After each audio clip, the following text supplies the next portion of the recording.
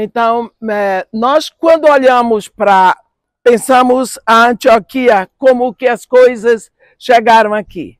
Primeiro de tudo, nós lembramos da conversão do apóstolo Paulo e da palavra que Jesus Cristo disse para Ananias. Ele é para mim instrumento precioso para levar o meu nome perante gentios e reis, bem como perante o povo de Israel. Porque eu vou lhe mostrar o quanto vale sofrer pelo meu nome. A igreja de Jesus Cristo não nasceu aqui em Antioquia, não nasceu em outro lugar que não fosse Jerusalém. Ali nasceu a igreja no dia de Pentecostes. Deus não mandou que a sua igreja tivesse um trono na terra, nem em Jerusalém, nem em Antioquia e nem na Europa, no Vaticano. Não tem trono na terra. A palavra de Jesus Cristo é Jerusalém, toda a Judéia e Samaria e até os confins da terra. Então, não existe um trono de Deus estabelecido em nenhuma cidade. Jerusalém, hoje conhecida por muitos como Cidade Santa, na visão espiritual, está escrito em Apocalipse 11, que esta Jerusalém espiritualmente é Sodoma e Egito. Mas nós amamos Jerusalém. Nós amamos Israel. Então, tem toda uma conotação bíblica para nós. Tanto Jerusalém, como Mar da Galileia, Israel, povo judeu, isso faz parte da nossa vida por causa desse judeu maravilhoso, que é Jesus Cristo. Então, tem tudo a ver com a gente. Quando nós pensamos, houve a saída dos cristãos de Jerusalém por causa da perseguição que se seguiu à morte de Estevão. Então, vai para Samaria e daqui a pouco os apóstolos tomam conhecimento de uma grande concentração aqui em Antioquia. Por quê? A palavra de Deus diz em Atos 8, todos, menos os apóstolos, deixaram Jerusalém. Então os apóstolos ficaram em Jerusalém e quando souberam dessa concentração de cristãos que não tinham esse nome, em Antioquia, mandaram José, Barnabé, para dar uma olhada, para ver como é que estava acontecendo. Barnabé veio. Nós sabemos que Barnabé era um homem de Chipre, ele era um discípulo de Jesus Cristo, ficou na primeira mesa diaconal, um homem amado por todos, e ele chamou muita atenção no início, logo por causa do desprendimento dele. Uma das coisas que eu queria chamar a atenção, porque fica meio assim no ar, Barnabé tinha um campo, que quando ele viu a necessidade dos irmãos na igreja em Jerusalém, ele foi, vendeu o campo e trouxe o dinheiro todo e colocou aos pés dos discípulos. Como que Barnabé tinha um campo? Se ele era da tribo dos levitas, e os levitas não podiam possuir terra, não é? Eles não podiam ter herança na terra. Então, como que Barnabé tinha? O campo de Barnabé não era na terra prometida. O campo de Barnabé era em Chipre. Então, por isso, ele pôde ir lá e vender, levando em consideração que a terra prometida toda de Deus para Israel é todo o Iraque, todo o Líbano, toda a Palestina, 3/4 da Jordânia e metade da Síria. Isso é a terra prometida. Mas então, por isso, Barnabé não estava errado em possuir um campo, que ele vendeu. esse rapaz, Barnabé, José, ele vem para cá, para Antioquia, e ele ficou maravilhado de ver o grande número de pessoas que seguiam ao Evangelho. Quem trouxe o Evangelho para cá foram os cristãos que saíram correndo de Jerusalém para não serem mortos na perseguição que sucedeu à morte de Estevão. Então, ele saudou os irmãos, se alegrou muito, pediu que eles continuassem do mesmo jeito, e ele foi ali, em Tarso. Daqui ele se moveu para Tarso, procurando por Paulo. Vamos ver um pouquinho só sobre esse homem Barnabé. Ele tinha uma visão, ele enxergava ministérios. Foi ele que enxergou logo o ministério de Paulo. Quando Paulo vem de Damasco para Jerusalém, Paulo não foi aceito pela igreja de Jerusalém. Houve a intercessão de Barnabé, que foi falar com os colunas da igreja sobre Barnabé, mas não adiantou, a igreja não aceitou Paulo. Mas Barnabé não esqueceu de Paulo. Depois de tanto tempo, ele não tinha tirado do coração dele o ministério que ele percebeu na vida de Paulo.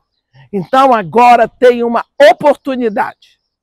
Então ele vem chamar Paulo. Você vê o faro de Barnabé, desculpe eu dizer faro, a percepção de Barnabé sobre ministérios.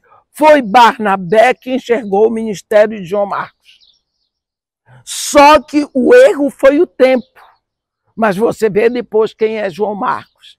Escreveu o segundo evangelho. João Marcos, depois o próprio Paulo diz, enviai-me também João Marcos, que me é útil para o ministério. Então Barnabé tinha essa percepção. Ele era um homem que enxergava, que abria portas, que cooperava, que dava oportunidades, não é? Ele tinha essa visão. Então ele vai buscar Paulo lá em Tarso e ele traz Paulo para cá, para este lugar, para Alexandria, desculpa, Alexandria não, para Antioquia. A Bíblia diz que eles dois, durante um ano, eles discipulavam. Era Barnabé discipulando Paulo e os dois juntos discipulando na igreja.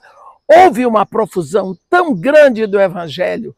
O testemunho dos filhos de Deus nessa terra chamou a atenção que eles receberam um nome pejorativo, cara de Cristo, cristãos.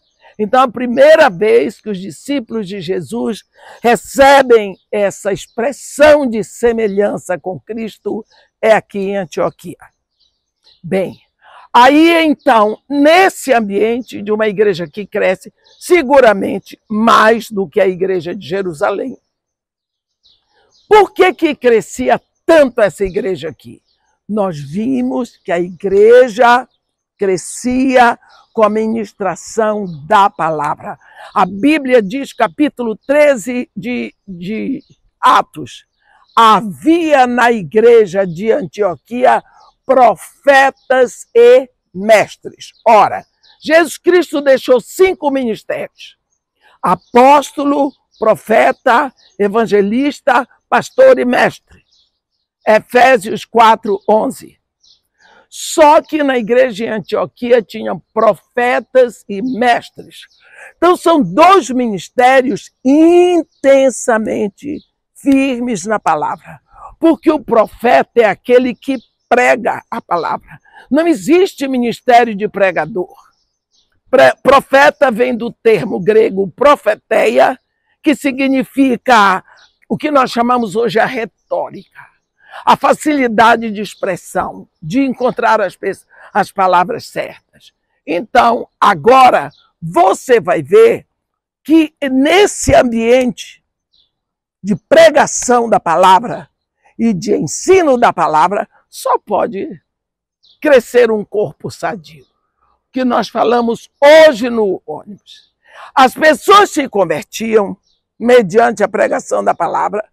O Espírito Santo vinha habitar dentro dessas pessoas, eles eram alimentados pela palavra, eles iam ficando incendiados pela palavra, porque ali existia a combustão da palavra pregada, porque existia profetas e mestres, da palavra ensinada e do Espírito Santo.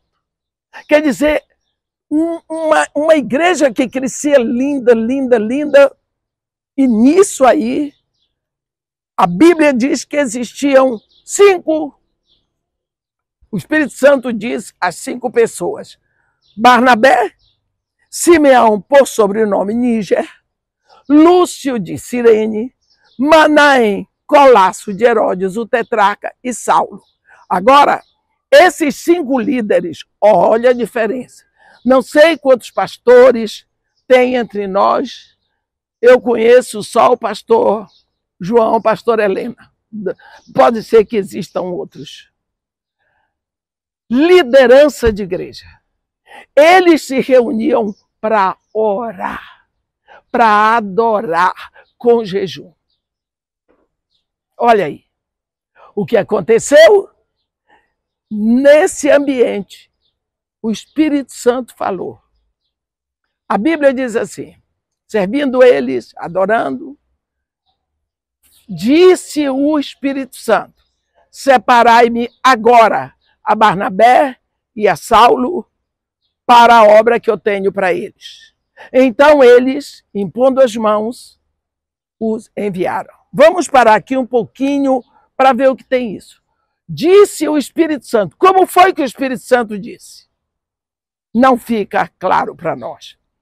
Se foi através de sonhos, visão aberta, visão fechada, se foi através de profecia, não se sabe, porque o ministério profético é muito amplo, tem sonho, tem êxtase, tem visão aberta, visão fechada, profecia em línguas, mas não se sabe. O fato é que todos ouviram.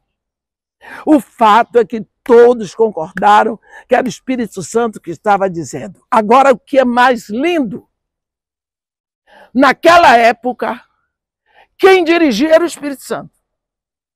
Quem mandava era o Espírito Santo. Será que nós hoje estamos sendo dirigidos pelo Espírito Santo? Será que hoje a nossa liderança está ouvindo o que o Espírito Santo está dizendo? Será que a nossa direção hoje está vindo da onde vinha a direção para o princípio da igreja? Agora você veja, que coisa interessante. Os líderes mais ou menos que podemos imaginar da igreja era Barnabé e Saulo. Aí o Espírito Santo diz: tira o pastor e o copastor. Tira o líder e o vice-líder. Manda embora. O que a igreja ia dizer? Não, pera lá. Deus trabalha com ordem e decência. E quem vai ficar no lugar? Como é que nós vamos? Tem tanta gente hoje que diz: irmã, eu tenho um chamado. Eu disse: como? Me explica aí. Eu tenho um chamado, sempre é para as nações, nunca é para o Morro Dona Marta. E o que você está fazendo aqui? Irmã, estou esperando o quê? Se é Deus que está esperando por você. Se eu estivesse esperando uma igreja que me mandasse, eu estava esperando até hoje. Não. Nunca. Já quiseram que eu fosse pastora várias vezes, mas eu não sou. Eu tenho certeza que eu não sou. Então, mas está tudo bem. Deus disse, o Espírito Santo: separai-me agora. Eles separaram. Agora eu gostaria que vocês vissem aquela turma, como era o ambiente social da igreja em Antioquia. 5 homens. Tira Barnabé e Saulo. Barnabé e Saulo ficam aqui. Os 3 outros vão impor as mãos para separar. Quem eram eles? Simeão, Níger, um negro. Agora eu vou falar de mim. Vou puxar a brasa para minha sardinha, está escrito. Eram duas mãos negras sobre Barnabé e Paulo. O segundo, de Cirene, Lúcio de Cirene, outro negro, mais duas mãos negras. Vocês já pensaram nisso? Pois é. Vamos mais. Tinha outro lá. Manaém. A Bíblia diz que ele era colasso de Herodes, o tetrarca. Quer dizer, ele era um irmão de criação de Herodes. Há quem diga que ele era aí um filho fora do casamento. Eu não sei o que é. Mas eu só sei que ele não era de primeira linha. Olha o povo que estava na direção dessa igreja. Dois negros, graças a Deus, e um tipo vira-lata. Ali. Teve algum problema na igreja por causa disso? Por que que hoje nós fazemos tanta dissensão? Hein? Porque nossos preconceitos. E aí nós chegamos lá no púlpito e dizemos que Deus criou todas as raças, todos os povos. E aí, na hora de agir, a nossa fé é morta. Nós precisamos tomar cuidado com a questão da fé. O apóstolo Tiago, no capítulo 2 da sua carta, ele fala sobre 3 tipos de fé. A fé morta, a fé demoníaca e a fé dinâmica. E muitas vezes a nossa fé está morta ou então simplesmente demoníaca. Creio em Deus Pai Todo-Poderoso, Criador dos céus e da terra. Os diabos também sabem disso. Creio que ele mandou seu filho, os demônios também sabem disso. Creio que Jesus Cristo foi na cruz, os demônios também sabem disso. Fácil. Então, crer só nisso é ter uma fé demoníaca. A fé que agrada a Deus é a fé dinâmica. E o apóstolo nos ensina, dá como exemplo a fé de Abraão e a fé de Raabe, 2 pessoas diferentes em épocas diferentes, sexo diferente. Abraão, amigo de Deus, Raabe, uma meretriz. Mas, se você observar, só um exemplo da fé de Abraão. Quando Abraão estava subindo o monte, na terra de Moriá, para sacrificar Isaac. Que foi o que aconteceu? Você chega lá e pergunta assim, Abraão, o que você vai fazer? Vou sacrificar meu filho. Mas Abraão, você disse para os seus empregados, ficai aqui com o jumento, eu e o menino subiremos, e havendo adorado, voltaremos. Como é que você vai sacrificar e você vai voltar com ele? O meu Deus me disse que é em Isaac que será chamada minha descendência. Isaac ainda não tem nenhum descendente, portanto eu posso matar ele 1000 vezes. Porque Deus não o deixará na morte, porque Deus já falou. Isso é fé na fidelidade de Deus. O Deus que cumpre a sua palavra. Deus não se responsabiliza pela minha palavra, mas pela dele. Ele diz em Isaías 55, assim como desce do céu a chuva e a neve, e para lá não retornam, sem que antes regue a terra, e a fecunde, e a faça produzir, para dar semente ao que semeia e pão ao que come, assim a palavra que sai da minha boca não retornará para mim vazia, mas fará o que me apraz, e prosperará naquilo para que a designei. Portanto, a fé dinâmica é essa. Deus diz, eu vou fazer, e as consequências não são da minha conta. Não são da minha conta. Isso é a lei da obediência. Se o maior manda, ele é o responsável. Desde que você faça o que ele mandou. É a bênção da obediência. Porque você segue o caminho reto. Então, nós precisamos olhar para esse exemplo de igreja que nasceu em Jerusalém e se estendeu para cá.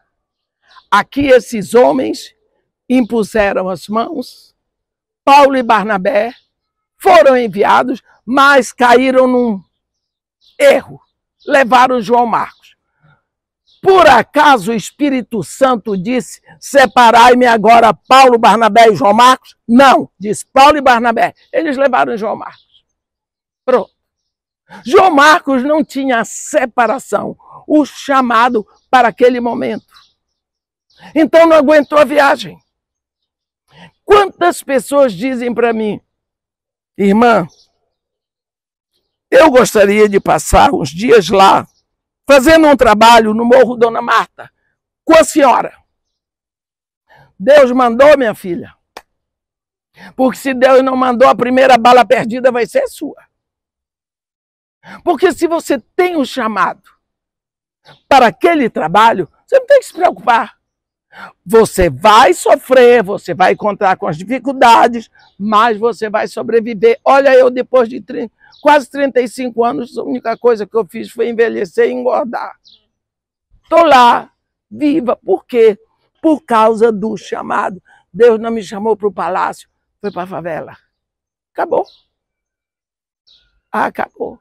Então, João Marcos não era chamado para aquele momento. Eles levaram, lógico, isso nos ajuda. No início nós cometemos tantos enganos, mas Paulo aprendeu. Os três descem. Então nós já vimos que era uma igreja diferente. Uma igreja onde não havia preconceito racial.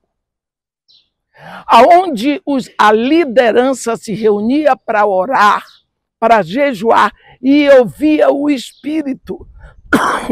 Uma igreja onde o Espírito Santo mandava, era percebido e era obedecido. Uma igreja onde o foco era a palavra pregada e ensinada. Aqui em Antioquia, nós vemos que a igreja ficou tão madura que quando... Obrigada, minha filha. Obrigada. Quando Paulo e Barnabé voltaram da primeira viagem para Antioquia, porque todas as viagens de Paulo começaram aqui. Aqui era a igreja sede dele. Aqui é a igreja mãe. Aqui era a igreja local de Paulo. Quando eles vão para o concílio de Jerusalém e voltam, você viu o que aconteceu. Houve uma desavença. A Bíblia diz que houve uma desavença. Eles concordaram em viajar. Paulo diz para Barnabé, vamos voltar e visitar as igrejas que fundamos, tudo bem. Vamos levar também João Marcos. Paulo disse não. A Bíblia diz que houve entre eles tamanha desavença que vieram separar. Olha, o negócio foi sério. Agora você vê que vergonha. Os dois voltam rejubilando com o que o Espírito estava fazendo nessas cidades todas que eles foram. Aí daqui a pouco estão os dois brigando. Que exemplo. Os dois se separaram. Porque Barnabé não abriu mão de João Marcos. Barnabé desceu por Chipre e Paulo desceu com Silas por Tarso. Só que você vai perceber a igreja unida. Não surgiram as Barnabetes e as Pauletes. Não houve divisão. A igreja continuou. Isso é marca de maturidade. E maturidade só vem com a palavra. Crescimento. Hoje o que nós temos visto muito é igreja que busca um crescimento, mas não é crescimento, é inchaço. Nós vemos que para crescer em número não precisa o Espírito Santo. O islamismo cresce sem o Espírito Santo. O PT, MST, tudo, bolsonarismo, Tudo isso cresce sem precisar o Espírito Santo.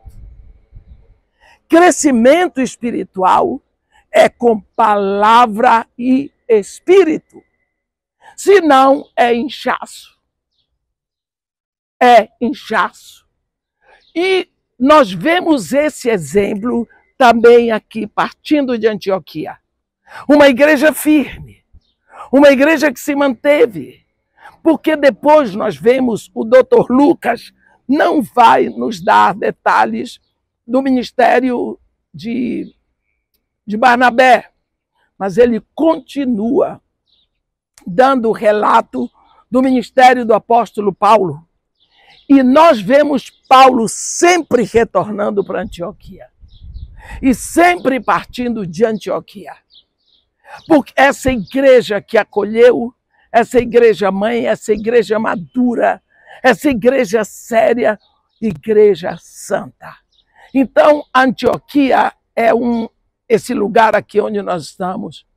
Como a nossa guia falou, não sabemos onde era o lugar que eles se reuniam, mas em algum lugar aqui eles se reuniam. Em algum lugar aqui o Espírito Santo falou que daqui de pastores, mestres e apóstolos não estavam ainda fazendo falta.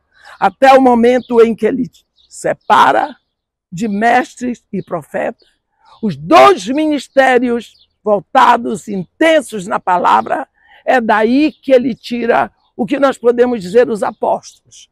Os dois primeiros apóstolos vão seguir, não é, para os gentios. Nós vamos ver depois como é que Paulo vai entrar direto no campo dos gentios, e isso só vai acontecer em Listra. Porque ele saía sempre procurando sinagogas. Porque já era um lugar onde ele podia ter um princípio. Ele atravessa para Chipre, chega em Salamina e começa. Quando ele atravessa a ilha, nós vamos ver a primeira tentativa de Satanás. Satanás começa a se levantar. Como? Através do ocultismo. Satanás tem várias facetas, ele é espírito, é velho de guerra. Então ele se levanta através de ocultismo em Pafos. No outro extremo, aqui tem Salamina, toda a ilha de Chipre, eles atravessam aqui. Antes de atravessar para Panfilha, para Perge, ele vai ter o procônsul Sérgio Paulo, vai chamar Paulo, ele quer ouvir a palavra de Deus. Só que naquela época os homens, os governos, eles eram movidos pelo ocultismo. Eles gostavam dos astros, eles gostavam de adivinhas. Você lembra de Nabucodonosor, que tinha um grupo de caldeus dele, que interpretavam os sonhos, essas coisas. Que Daniel foi posto no meio deles. Você lembra que eles viviam direcionados por astros, por tantas coisas ocultas. Lá em Pafos, também nós lembramos já de Faraó, como tinha os seus magos. Então, nós vemos esse ministério das trevas ocupando a mente dos dirigentes do mundo. E aconteceu a mesma coisa e Satanás usa a sua primeira arma contra o ministério de Paulo, ali em Pafos. Porque enquanto Paulo ministrava, tinha um homem lá, um mágico, um adivinha, né, que era o guru, por assim dizer, do procônsul Sérgio Paulo. Tentava atrapalhar, porque ele corria o risco de perder o emprego dele. Porque ele acompanhava o procônsul, que era a grande autoridade. Pafos era a capital de Chipre. Então ele ia perder, e ele adivinhava pelas estrelas, pelo sol, pela lua, e nós sabemos disso porque a sentença de Paulo é que não verás a luz do sol. Então ele começou a tentar. Então Paulo vem e traz a sentença para ele. Você vê que é um espírito maligno atuando para atrapalhar o ministério. Você vê que à medida, e isso nós vamos ver toda a segunda e a terceira viagem de Paulo, à medida que ele vai andando e a bênção vai chegando, você vê Satanás se fantasiando de todos os modos para impedi-lo, com ameaça de morte. Aí ele tem espancamento, tem todo tipo de dificuldade, mas essa é a parte do império de trevas. Assim também, nós lembramos que Antioquia, então, é este lugar que nos lembra o princípio do evangelho fora de Jerusalém. Porque, de uma hora para outra, Antioquia passa a ser esse berço, e não Jerusalém. Porque em Jerusalém ficaram os apóstolos que também saíram de lá. Nós vamos ver que o evangelho foi levado para a Índia através do apóstolo Tomé. Nós vamos ver que o evangelho foi levado para o Egito através de João Marcos. Não é? Então, Pedro foi o apóstolo que ele andou por essa região. Não existe nenhuma citação, nenhuma prova de que Pedro chegou a Roma. Não existe. Mas isso não faz da igreja menor por causa disso. Porque Deus não fundou a igreja de Antioquia. Deus não fundou a igreja católica romana, a igreja católica anglicana, a igreja católica bizantina. Deus, Jesus Cristo diz, eu edificarei a minha igreja. Pode estar onde estiver, Jesus tem uma igreja na terra. E quando Jesus Cristo diz, eu edificarei a minha igreja, ele está dizendo que tem outras que não são dele. Mas a dele é ele que edifica. Então, quando nós vemos que a Bíblia fala a última vez de Pedro em Corinto, dando aula, eu sou de Paulo, eu sou de Cefas, eu sou de Apolo, pouco em Corinto, Éfeso e depois pronto. A Bíblia não menciona. Então, se existe na história da humanidade, é outra coisa. Mas nós somos aqueles que creem na Bíblia e não importa se Pedro foi a Roma, se deixou de ir. Paulo nós sabemos que foi e que ficou lá preso e lá foi decapitado. Nós sabemos a história. Mas da onde ele saiu? Daqui de Antioquia. Ele não saiu de Tarso. Ele saiu de Antioquia. A primeira vez e ele volta para Antioquia. A segunda vez sai de Antioquia, volta para Antioquia. A terceira vez ele sai de Antioquia e ele já não volta para Antioquia porque ele fica parado em Jerusalém. Ele achou que ia a Jerusalém para celebrar Pentecostes, talvez encontrar com a turma de Jerusalém e vir para Antioquia. Mas o plano de Deus é que de lá ele fosse testemunhar em Roma. Paulo sempre quis, tinha no coração esse desejo de ir a Roma. Nós vamos ver ele falar isso em Romanos, quando ele escreve a carta a Romanos, mas ele não sabia que quem ia pagar a passagem dele era o imperador. Então, ele vai levar. Então, Antioquia, para nós, nos ensina sobre uma liderança santa, uma igreja alicerçada na palavra. A Bíblia é muito clara, profetas e mestres. Uma igreja que nasce e cresce alicerçada na palavra, com certeza ela vai impactar. porque o reino de Deus é impactante. Mas o reino de Deus, o reino santo. E se nós temos o Espírito e a palavra, nós queimamos esse fogo de Deus na terra. E esse fogo nunca se apaga, porque ele nos leva de volta para Deus. Amém? Que Deus nos abençoe e nos guarde. Amém. Então vamos estender as mãos para lá? Ó Deus, em nome de Jesus, Senhor, nós queremos levantar um clamor em unidade pela cidade de Ratai.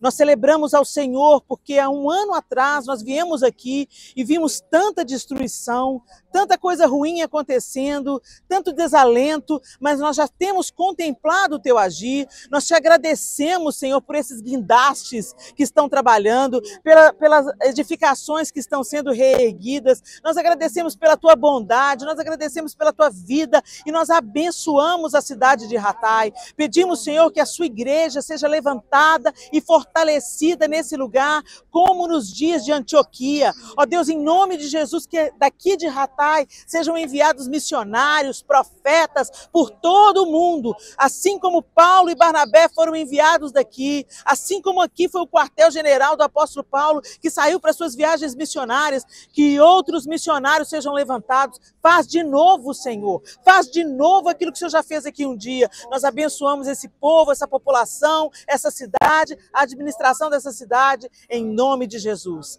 Nós também queremos levantar um clamor pelo Rio Grande do Sul. Ó Deus, toma aquela região do Brasil nas tuas mãos.